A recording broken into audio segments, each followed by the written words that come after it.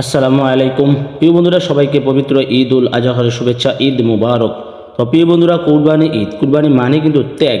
তো প্রিয় বন্ধুরা, আমাদের উপরে এই কুরবানি কখন থেকে কিভাবে এসেছে আমরা সবাই তা জানি।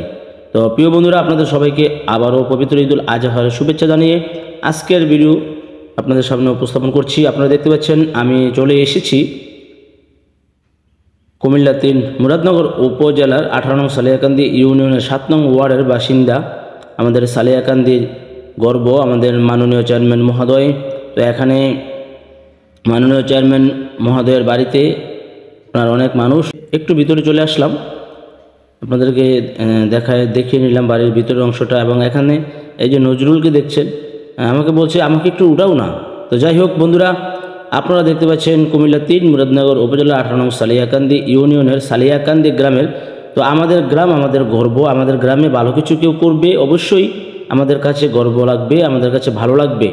তো প্রিয় বন্ধুরা, এখানে আপনারা দেখতে পাচ্ছেন পবিত্র ঈদুল আজহার অন্যতম একটি আনন্দের মুহূর্ত হলো এই পশু প্রস্তুত করা। তো আপনারা দেখতেই পাচ্ছেন যে এখানে অনেক মানুষ প্রস্তুত করছে।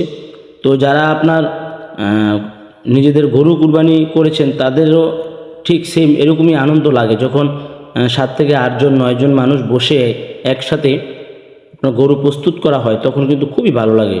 তো প্রিয় বন্ধুরা, দেশের যেখান থেকে যেভাবে কুরবানি করেছে আল্লাহ পাক সকলের কুরবানিকে কবুল করুক।